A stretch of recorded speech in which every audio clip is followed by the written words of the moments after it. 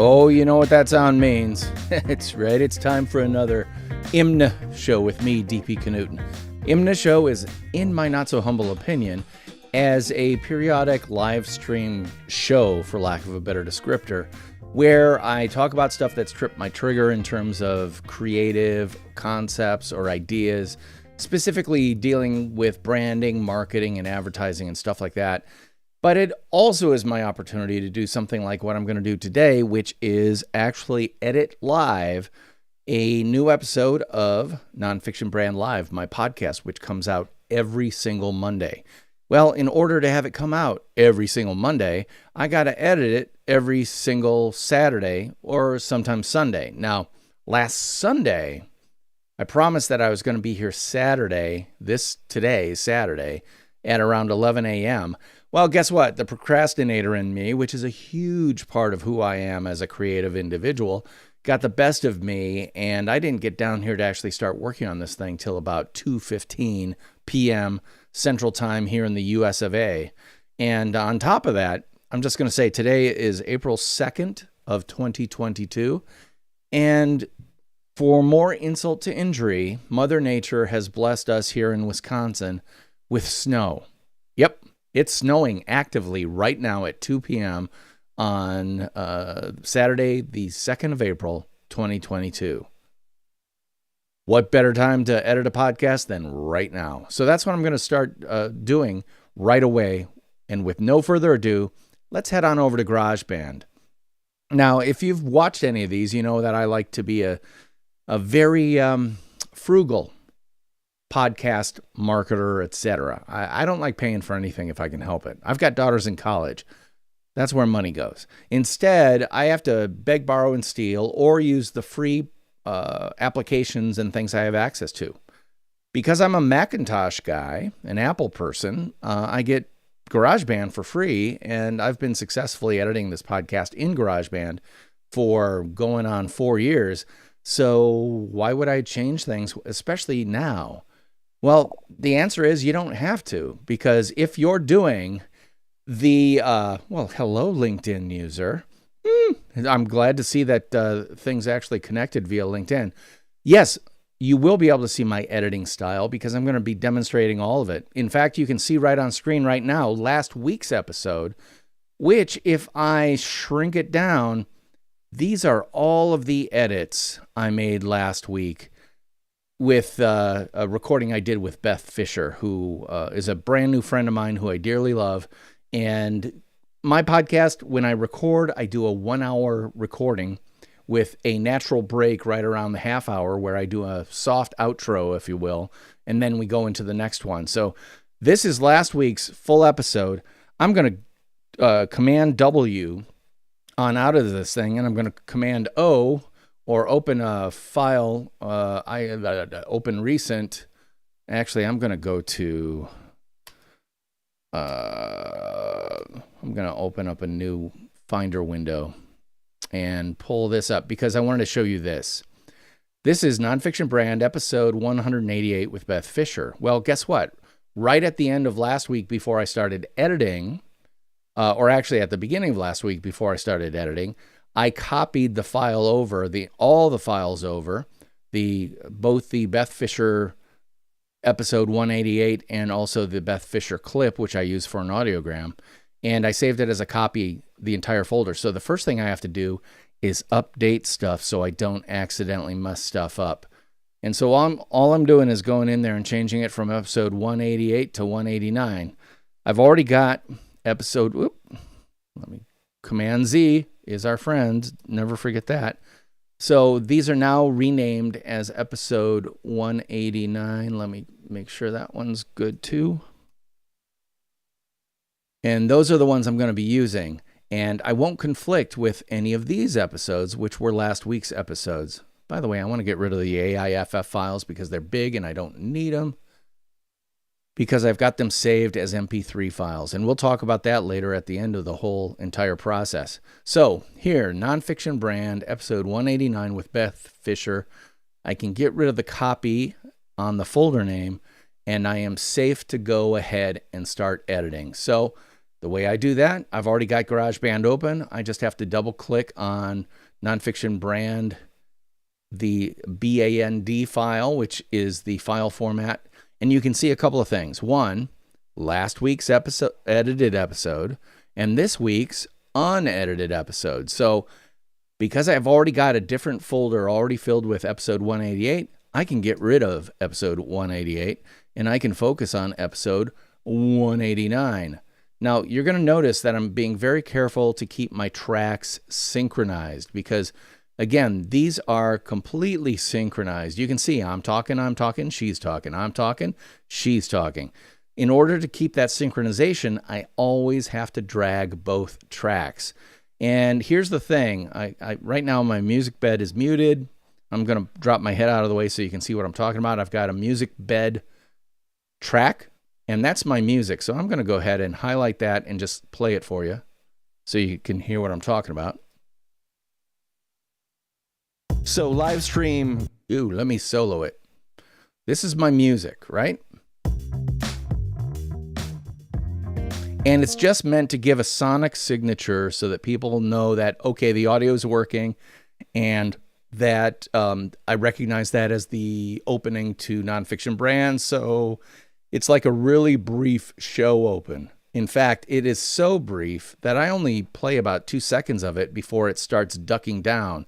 You can see right there, boom, do, do, do, do, do, do, and then down here, and then it does a fade out. This is actually showing you the audio level of the track. It starts out not loud, but at a 0.0 decibels. It's what is called unity. It starts at unity, and then it fades down and ducks under the voiceover. So here, if you look at this, you can see my track is already a little high. I'm going to take that back down to 0.0, which you can double check over here.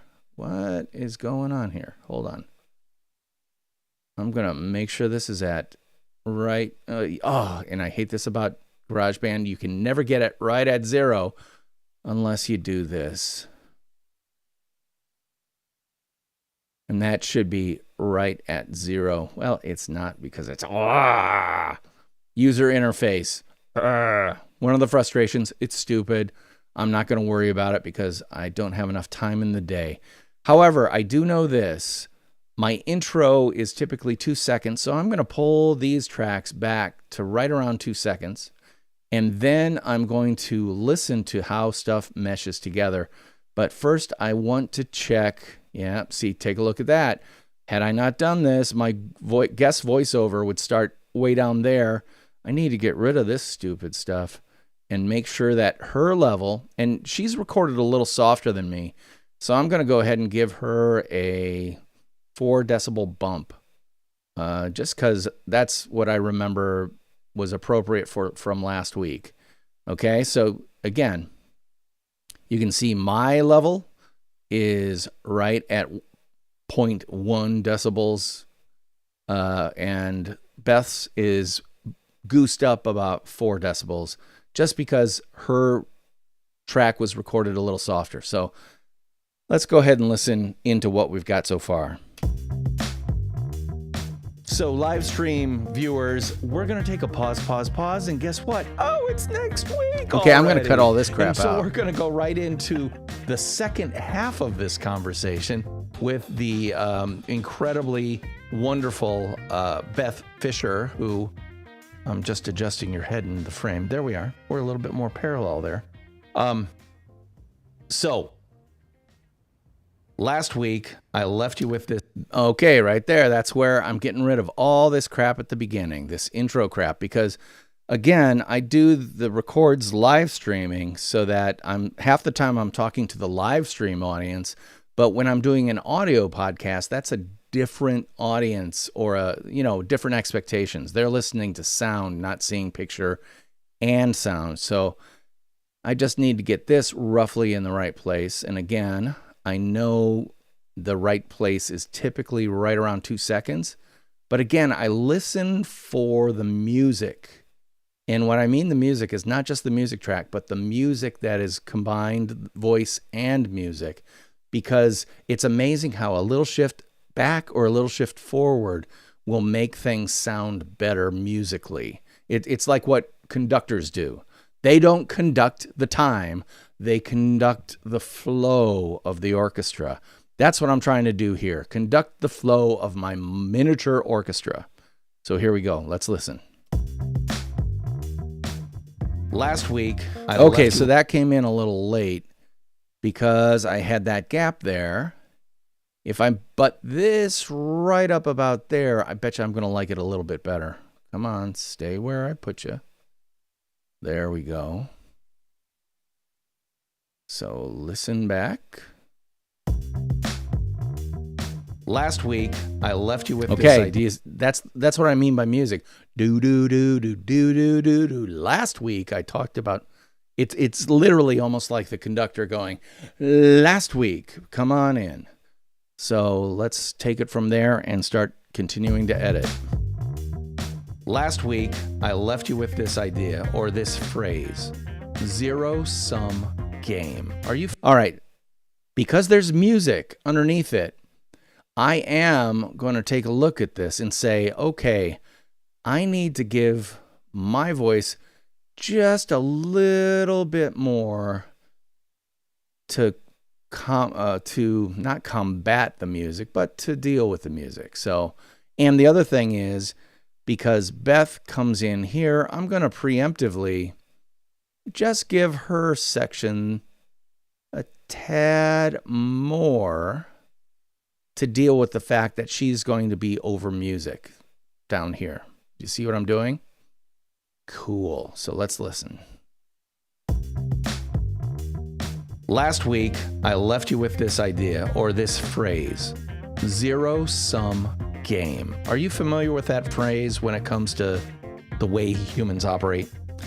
Okay, so there's that gap right there. When it comes to the way human beings operate, I don't think I need that gap in there. So I'm just going to go ahead and highlight both tracks and hit Command T to cut through the tracks, shorten it up just a bit, and then I'm going to back up and listen.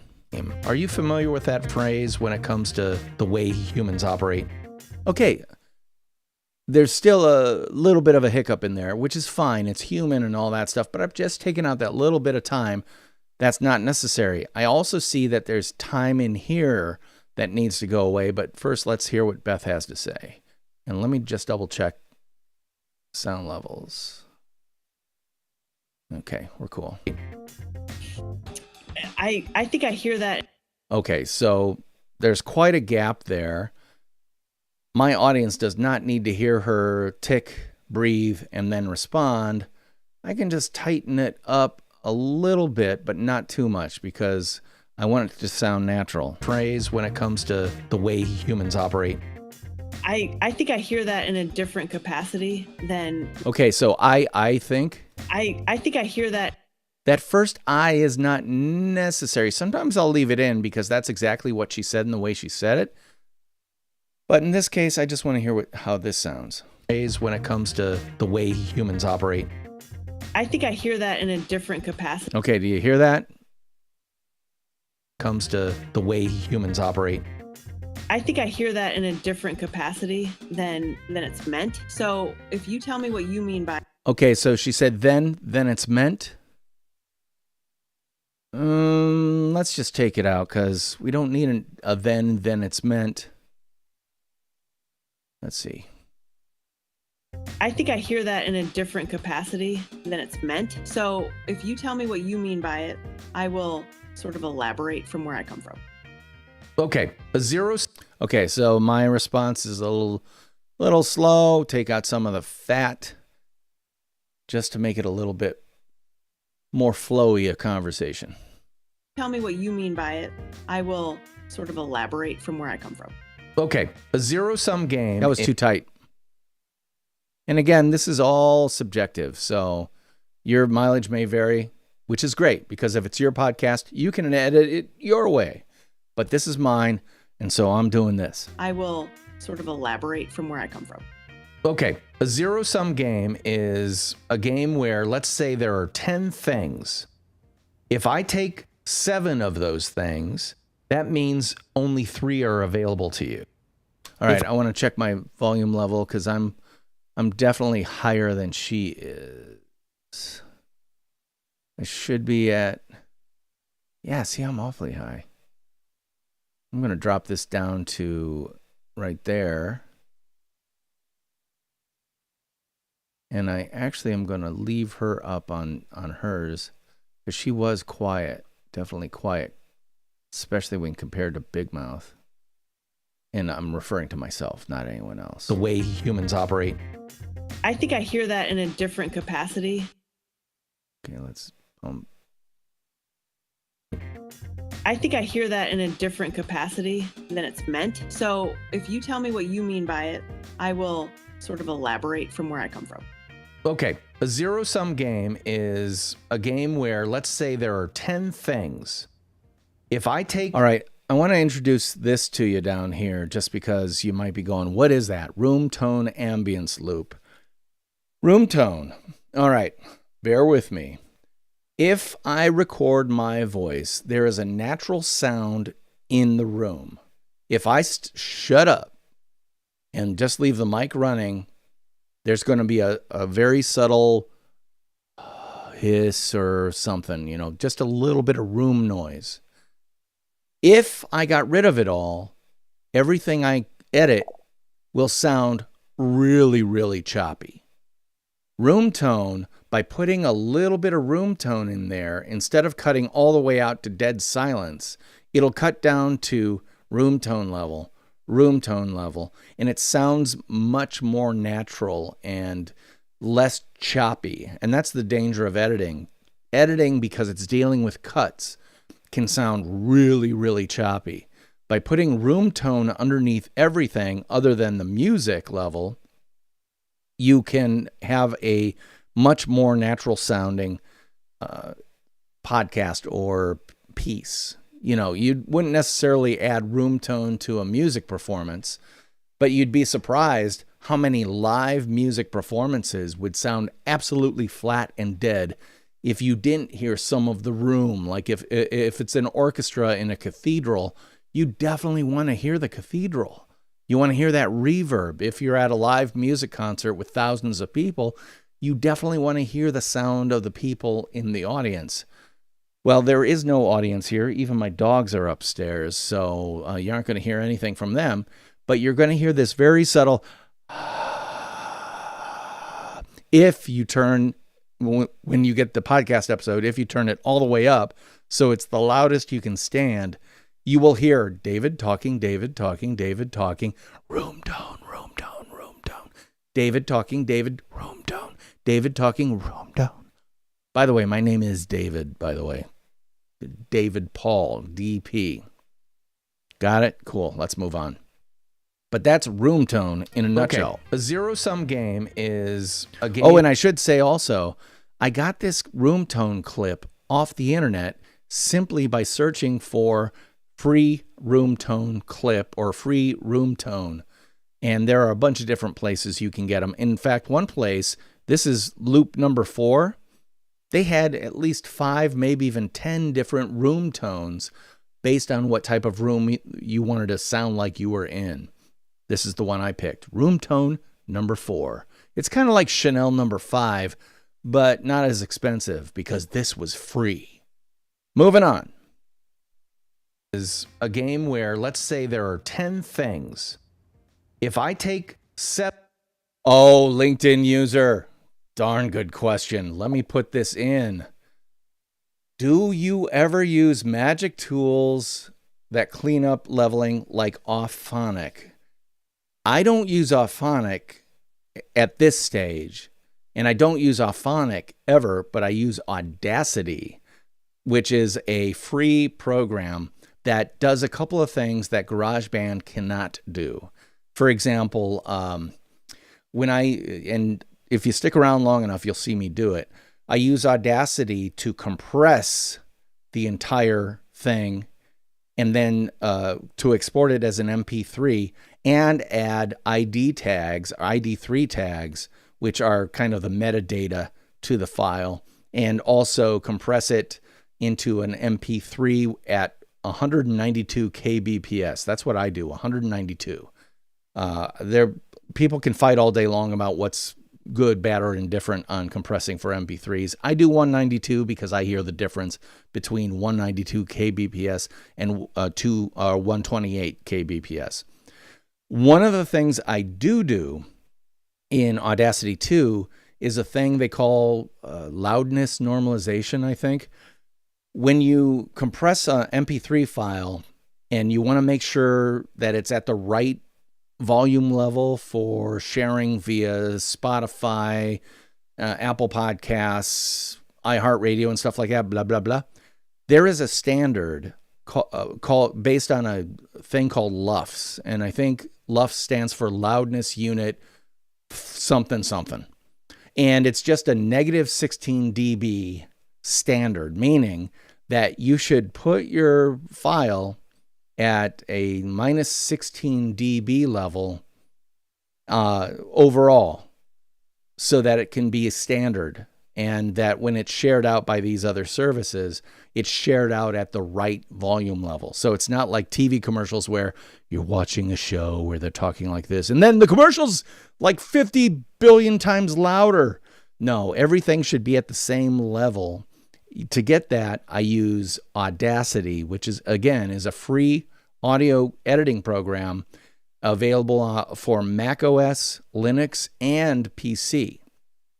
I prefer to edit in GarageBand, but I don't do my final finish in GarageBand because GarageBand doesn't do everything I want it to, at least not yet. And based on the way Apple's been updating GarageBand, it's probably not going to do anything more than that. But that's okay because I love GarageBand for what it allows me to do as is. But good question. Finishing tools make all the difference. And the thing is, every time I go, do I really need to use Audacity to compress it? I listen to what came out of GarageBand, and then I listen to what comes out of Audacity and go, wow, it sounds much better. Just doing 3 simple things in Audacity. So again, Audacity, Audacity. It's a free software program. If you don't want to use GarageBand, you can totally edit your podcast in Audacity for free too. So I hope that answers your question. I do most of my tricks in GarageBand though. If I take 7 of those things, that means only 3 are available to you. If I take all 10, you get nothing. It's a zero-sum game. A lot of people like to live life like it's a zero-sum game. But then there are other people who like to live it as an absolutely open, sustainable scale. Okay, as an absolutely open. I don't like that pause. Plus, there's a little hiccup. You can see that little hiccup right there? I don't like that. So I'm going to cut that hiccup out and just tighten things up just a little bit. Then there are other people who like to live it as an absolutely open, sustainable, scalable. Oh, okay. An absolutely open. To live it as an absolutely. Okay, I'm going to try something. This is sometimes dangerous. I don't want to cut off the beginning of, I want to get rid of the A because we're dealing with an O immediately following. Let's see if this works. Who like to live it as an absolutely open. So let's see. Dang it. Command Z is our friend. All right, so let's see. Who like to live it as an absolutely open. All right, so I don't want to have so I just want to have an open because that's the correct way to say it. But you can see I've got some stuff here. And I need to do a little bit of trickery here. And this is one of my favorite tricks, which is just take the hiccup out of the previous thing and and then listen. Who like to live it as an absolutely open. The gap between the two things is a little much, but what I did was I gave the previous thing what's called a soft knee or a softer knee. This is a knee, a 90-degree angle. See that? That's a hard knee. This is a softer knee. And what I do is I'm literally fading down the sound right before it hits the problematic. And actually, I'm going to go like that and see if this sounds better. I'm going to get rid of that hard stop and just fade it out. It as an absolutely open. All right, so this kind of worked. Let's see this. I'm going to back up a little bit. Like to live it as an absolutely open, sustainable, scalable. Okay, did you hear that? That sounded natural to me. Who like to live it as an absolutely open, sustainable, scalable. Okay, I got rid of the and problem, and I think it sounds natural. There's a little bit of volume difference, but that'll be hammered out or ironed out when I do the compression stuff I do in Audacity. But for now, I'm leaving it. Who like to live it as an absolutely open, sustainable, scalable. It can be as big as you want. Okay, so now I'm formulating. I'm trying to formulate a question here, and I got a bunch of crap. So I'm going to get rid of the crap that is formulating the question. But first, I need to find out where the question starts. Let me say it this way. I once worked in an ad agency. All right, so I once worked in an ad. All right, so that's where it really kind of starts. I got all this hiccupy crap here. Let me say it this way. I once worked in an ad. Let's see if I can do this. 1, delete. 2, move this closer. Come on. But not totally close. And by the way, I'm going to do this because I don't need to deal with levels. I can maximize my view area by getting rid of this stuff that I frankly don't need to worry about anymore. Same thing. Oh, and I should show you this. Let's see. Configure track header. This will tell you what type of crap you want in here. I no longer am recording, so I'm going to get rid of recording enable.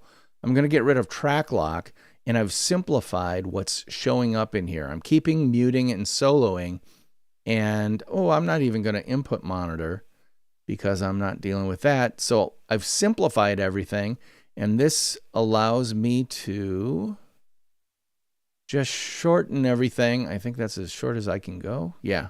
So this allows me to maximize my viewing or editing area here. So let's do this. And again, I back up as far as I do because I'm listening to the rhythm of what's being said because, I hear podcasts that are edited to death. And then you listen to podcasts that are edited by people like Gimlet Media or National Public Radio, Radio Lab, all the best podcasts out there that you can tell are edited. And they pay such attention to the pauses, when to take out a pause. Like sometimes you'll ask a question and you want to indicate that, wow, that took that person a while to think about their answer. Well, if it took 30 seconds, we don't need 30 seconds of dead air. We need 3 seconds of dead air to indicate that, wow, they took some time to formulate their answer to the question. So it's all about the music of the podcast. Yeah, I mean the tempo, the feel of it. It shouldn't be like a march that is 1, 2, 3, 4. Everything is cut like this. Sometimes you're going to want to stretch things out. Sometimes you want it to be a little bit choppy to make the next section maybe stand out a little bit more. So I really do listen very carefully, and you'll see me close my eyes and do this a lot. That's because I'm shutting my eyes, so I'm not paying attention to the waveform on screen, not that up and down crap. I'm not paying attention to the visual of that because too many people edit visually. That is a mistake. Audio podcasts are audio, not visual. Do not edit based on what you see, edit on what you hear, and pay really close attention. So Let's pay attention to this. Sustainable, scalable. It can be as big as you want. Okay, why didn't I cut out the because it's part of the natural flow. If I wanted to sound like a robot, I would cut it out. If I wanted to sound like a human, I'll leave it in. I won't leave in every mistake or artifact, but I will leave in a few just to indicate that this is an actual human being talking in real time, in real life. That is what gives a podcast life. Sustainable, scalable. It can be as big as you want. I once worked in an ad agency. Okay, that was too fast. Did you hear that? I want to set this up a little bit. A little bit of a pause can set up the next. It's like clearly this is a period, new paragraph, start of new paragraph. It can be as big as you want. I once worked in an ad agency, and one of the people on staff died suddenly in a car accident coming home from a PTA meeting.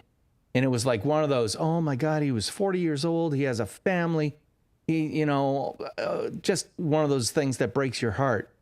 And at the service they had for him, I don't know who it was. Somebody said, he was a man who... Somebody said... I was trying to remember exactly what they said.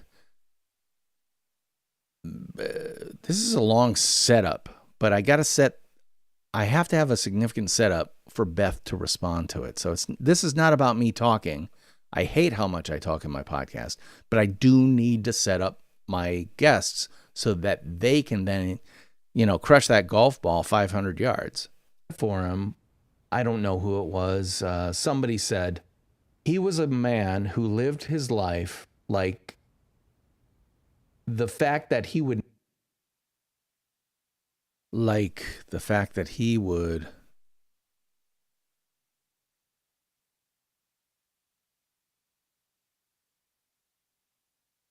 He was a man who lived his life like the fact that he would never blow out someone else's candle would ever make his burn brighter. Mm. All right, so would ever make his burn brighter. Okay, that whatever burr, get rid of the burr. The burr has no semantic content. It's just a burr. So get rid of it. Would ever make his burn brighter. Mm. And that's, to me, like the definition. All right, so let's listen to that whole section. Who lived his life like the fact that he would never blow out someone else's candle would ever make his burn brighter. Mm. And that's, to me, like... All right, so Beth gives a little murmur of ascension, of agreement. I'm just going to give it a little bit more. And this is a way to remind the listener that this is not just me talking. There's someone else here with me. Would ever make his burn brighter. Mm. And that's, to me, like the definition of not a zero-sum game, meaning if I blow out your light, mine burns brighter. Mine feel that. Can I do that? Meaning, if I blow out your light, mine burns brighter. Mine. Get rid of one of the seagulls from Finding Nemo. Mine. We don't need both. And this is why I edit. I sound a lot smarter when I edit. And most importantly, my guests sound smarter when I edit. Some game. Meaning, if I blow out your light, mine burns brighter. A lot of people feel that way. Mm. I'm not getting that feeling from you, Beth. It sounds like you're more like you bring your best game. I'm going to bring my best game. And as a team... Okay, did you hear the breath? Game. And as a team... Okay, that breath. Why do you hear that breath and not the ones that came before? Well, truth be told, part of my audio setup is I have a noise gate. And a noise gate is like this. When I'm talking, the volume is up. When I'm not, the gate shuts. So it goes to zero. I am talking.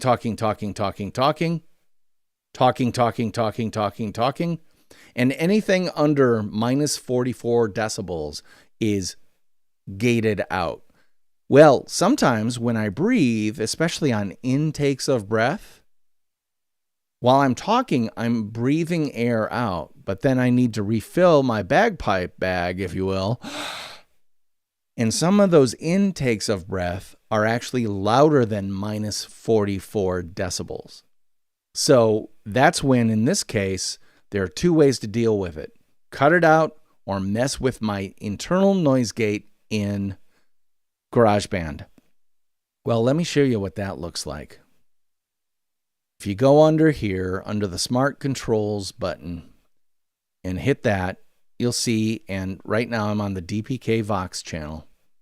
If I go all the way down here and make sure it's on controls, not EQ, but controls, you can see right down there something that a lot of people don't deal with. And perhaps they should, although it's a little dangerous. It's called a noise gate. Right now, my noise gate is set at minus 29 decibels. There's a reason for that. Words like snake and white and how all have a lead up into it. It's a fade in because you go snake, white, how. If your noise gate is set too hard or too short, you'll get nake, ite, ha, ow. You'll literally get rid of the H, the W, and the S. So you need to be careful.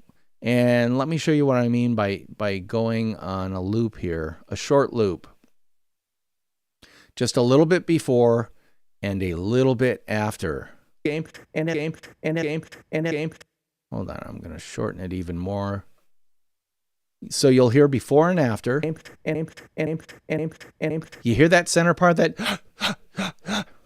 Well, listen, if I get rid of the noise gate that's there, it's even louder. Put the noise gate in. That cuts out some... Oh, hold on, let me show you what I'm doing. So I've created this loop in this orange or yellowy orange section here. It's just looping. Right? If I turn the noise gate off, you hear even more of the breath. So I don't want to, and let's just say, okay, it's at minus 29 right now. Let's see what happens if I go to minus 11. The breath is out, but now I'm in danger of messing with my S's and my H's and my W's that have that kind of lead-in sound to the word. So I'm not going to leave it at 11. Let me get my head out of the way. I'm not going to leave it at 11. I'm going back to 29 because that's based on the level of the previous podcast, which was the same recording session. I already set it for the right balance of cutting it off and having to leave some breaths in. So I don't want to do that. I don't want to change my setting on my noise gate. But I also don't want to have this breath in there. So again, let's play. Hear that? Hear the breath? I don't want that breath. So I am going to first stop the loop. I'm going to Command T. Because you can see in the waveform just a little bit of a tick. I'm going to tighten it up. Not that far, right about there. Let's see, and listen back. Best game. I'm going to bring my best game, and as a team, we're going to keep doing better and better and better and better. That sounded good to me, so let's listen back. More like a you bring your best game, I'm going to bring my best game, and as a team, we're going to keep doing better and better and better and better. Okay, that's the key right there. When I was listening back, I was actively trying to listen like it was the first time I've heard it. Meaning, don't listen to it looking for the place where you cut it. Listen to the sentence, and if you don't hear any weird hiccups or rhythm oddness, then it's a perfect edit. You know you did it right when you go, wow, that sounded like that's exactly how I said it. That's the goal. Not to edit out everything perfectly, but make it sound like it's a human conversation. And in spite of the person's individual quirks, it sounds exactly like them. All I did was I took out something that didn't need to be there. That's what editing is, really. It's about taking something out that doesn't need to be there. Think of it that way. That's the way I'm going to define editing from here on out. All right, moving on. Picture in picture. There we go. Let's keep going. Keep doing better and better and better and better. The plus idea that Walt Disney talked about. You plus, I plus your plus, you plus my plus, plus, plus, plus. Everything gets better. Am I? The opposite of, yes. Yes. Opposite of scarcity mindset. Okay. I stepped on her a little bit, but fortunately, she does a podcast, so she knows if someone steps on what you're saying, say it again. Thank you, Beth. I really appreciate you doing that. So here, I've set her up. Plus, plus, plus. Everything gets better. Opposite of scarcity mindset, yes. And Yes. so now, I'm tracking All right. scarcity mindset, yes. And Yes. so She has a breath in here. now, All right. So what I'm going to do, and and normally I'm very careful just to cut both tracks and make sure I don't mess with stuff. In this case, she's got her breath. I want to keep my yes in. opposite of scarcity mindset, yes. Yes. Now, I'm tracking with you. And that's exactly how I live. It's how I've always lived. I've never been dissuaded. I want to check her audio level. It's pretty high. And I'm going to leave it there. Because the compressing that I do in Audacity is going to also jump it up a little bit too. So I don't want to introduce noise. So I'm going to leave that there. Yes. Now, I'm tracking with you. And that's exactly how I live. It's how I've always lived. I've never been dissuaded by other people's abilities. I might have been intrigued. I might have said, help me understand more. How do you know this? Like, why do you like this?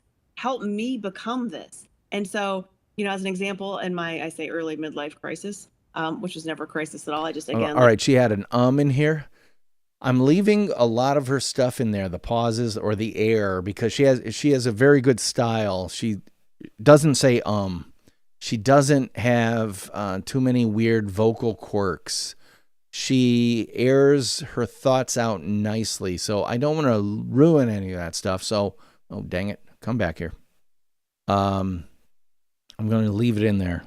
Help me become this. And so, as an example, in my, I say early midlife crisis, which was never a crisis at all. I just, again, like to say, okay, this is what people ascribe to. So let's go. Basically what it means is. There was a.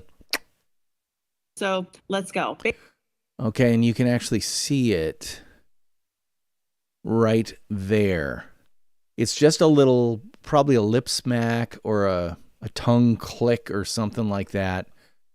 It doesn't need to be there. So I'm going to edit it out. I'm going to edit out something that doesn't need to be there. Ascribe to. So let's go. Basically what it means is I want to learn more. I'm still growing. I'm still being trained. All right. There was a little hiccup in there. That's a recording hiccup. And here's the thing. I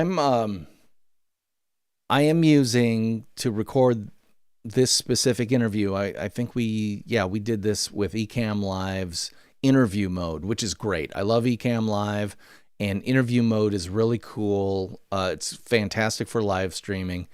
But because she is, in her case, she's in Michigan, I'm in Wisconsin, there's still the possibility of the internet introducing some artifacts, some weird sounding pixelization, because all this audio is compressed a little bit before it goes out over the internet. And so I don't have a dedicated ISDN line or, the major networks, the radio stations. They have dedicated hardwire networks to make sure that they have pristine audio at all times. Now, I could probably have 2% better sounding audio records if I paid for it. I've already established that I'm a cheap-ass rat bastard when it comes to creating a podcast. So I don't want to pay...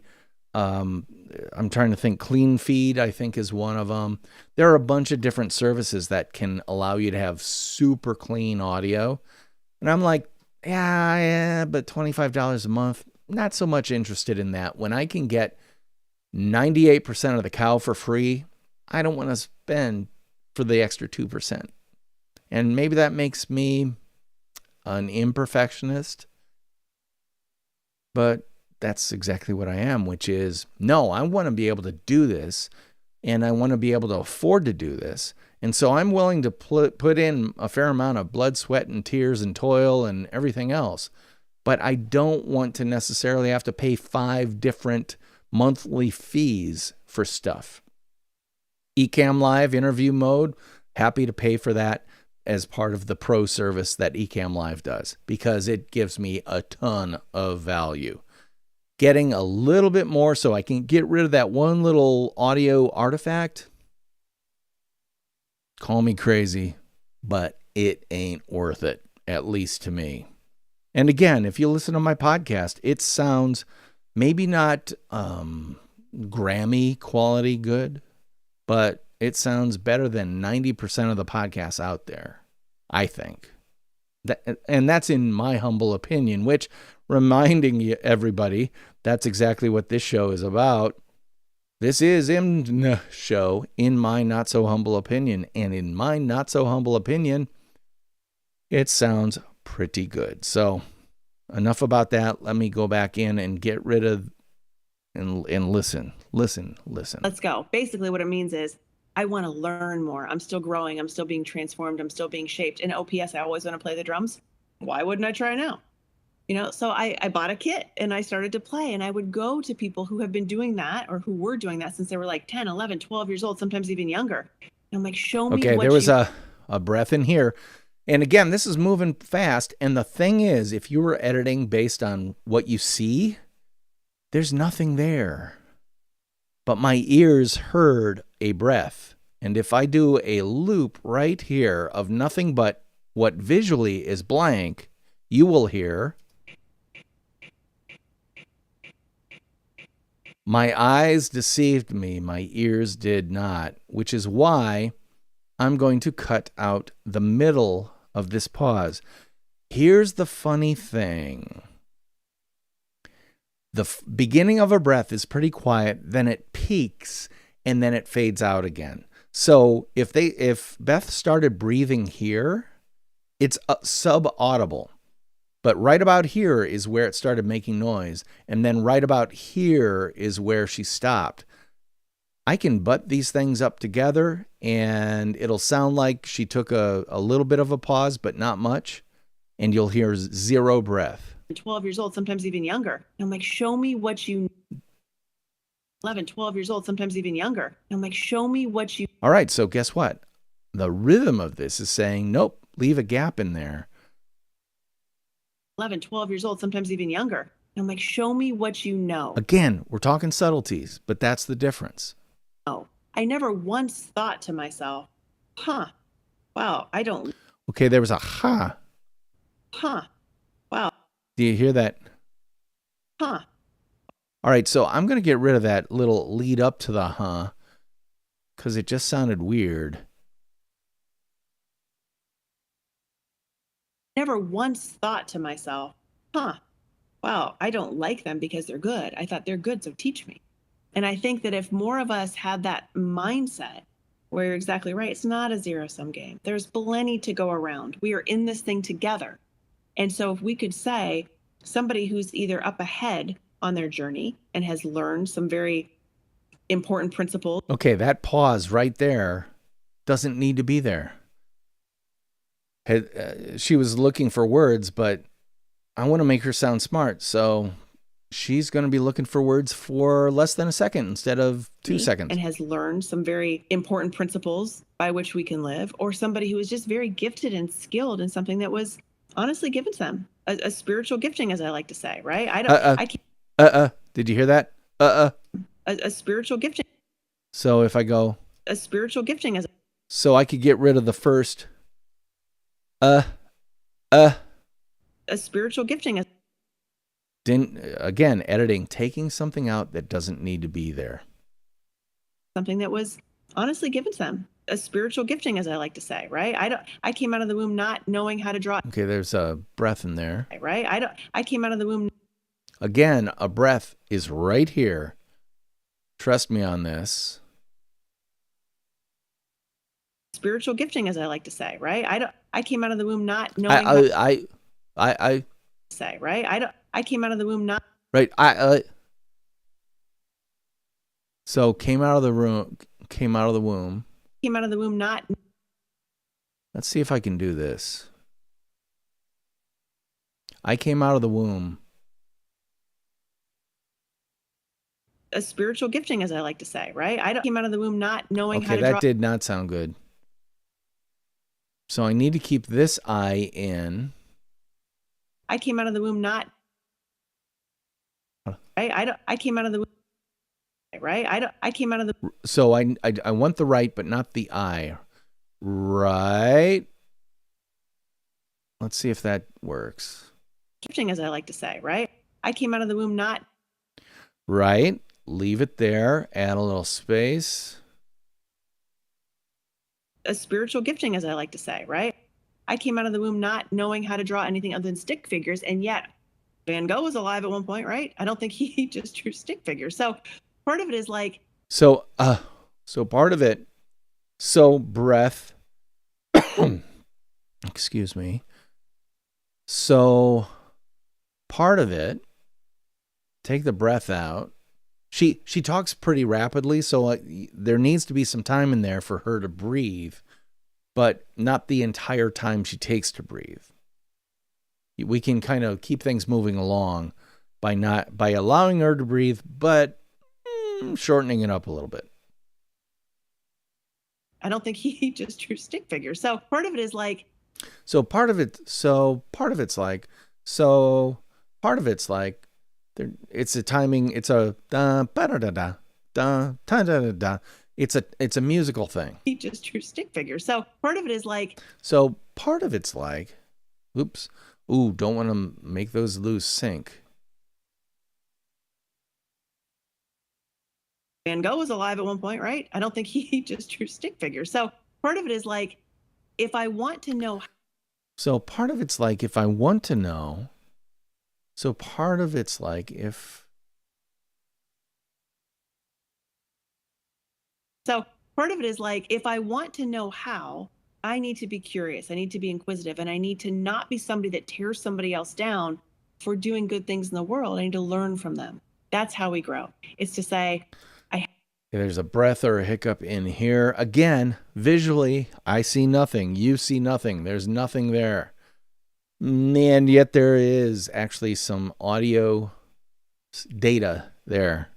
That's how we grow. It's to say, I have this admission that I have this admission, and then that lip smack, get rid of. I have this admission that I have this admission that I am not these things, and that is okay. They are those things, and that's also okay. So what do we do together, right? What do we do together to make this more. All right. Again, let's listen. To make. And I just want to impress upon you again, there's nothing there visually, but listen to the looped area. There's a breath in there, and I don't want to mess with her noise gate, which in her case, her noise gate is set at, mine was set at minus 29 dB, remember? Hers is set at minus, well, I accidentally moved it. It was at 35, minus 35. So let's hear this.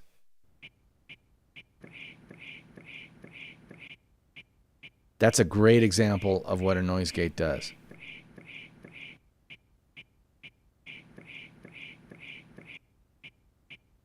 All right, I don't want to mess with her noise gate because she's recorded fairly softly here. You know, you can see it. It's not very loud. So instead, I'm actually going to highlight both of these because, again, I desperately do not want to lose synchronization. What do we do together to make this more interesting, to make this a learning situation? To make this a learning. To make this a learning. Okay, this is the, this is, I'm not, that's a Neanderthal, This is a Homo sapiens that follows. So let's get rid of the Neanderthal. A learning. No offense to Neanderthals, but interesting to make this a learning situation so that I can walk away knowing that I am secure in who I am. That person is secure in who they are. And what can we do for one another instead of take? I'm always a giver. At least I try to be, right? I try to say, what can I give you in this? Okay, there was a hiccup in here. And again, you might be saying, how can you hear this stuff? And the answer is, you edit 189 episodes of something and another 40 on my first podcast, and you kind of develop the ears you need to have to be able to do decent podcast editing. And here's, if you want proof of that, go listen to the very first episodes I did of the Rotoma podcast, the first podcast that I ever put out and dealt with. I was learning. I didn't know. The only way, and I'm a experiential learner, the only way I learn is by doing it myself. So I had to literally, I don't know, at least 10 episodes that sounded, then it got better and got better, got better. And I haven't stopped improving either. I mean, I'll be honest with you, I added room tone for the first time to my podcast, maybe at episode 160. I mean, literally, I did 160 episodes without room tone, and some of them sound a little choppy because the room tone's not there to kind of act as a sponge to allow the sound to not hit a hard floor, but kind of bounce off the sound floor. Continuous improvement. That's what it's all about. Back to the show. All right, so where are we? We're right here. To be, right? I try to say, what can I give you in this? From okay, it's still there. I try to say, what can I give? There's a breath in there. I don't want to change the pause. I want to eliminate the breath. So listen. I try to be, right? I try to say, what can I give you in this from this interaction? How can I be of service to you? And in so doing, I always receive some. Always. Okay, so this is right here why noise gates are so dangerous. Receive some, receive some, receive some, receive some, receive some, receive. This is where her voice dropped down. Receive some, receive some, receive some, receive some. I think what she's saying is receive something. The audio is not there. And let's just verify that by, I've highlighted the loop. Receive some, receive some. So receive some. Receive some, receive some, receive some, receive something, receive something, receive something, receive something, receive something, receive some, receive some. The noise gate being where it is cuts out the receive some, receive some, receive something, receive something, receive some. The something. So here's my question.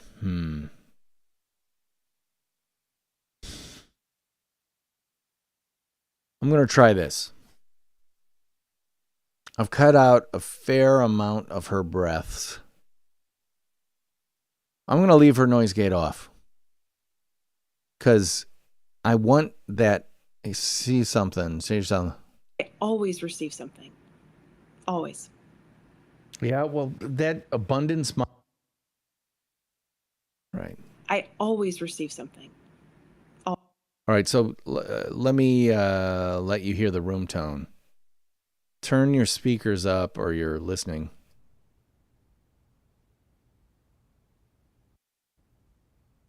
Hold on a second.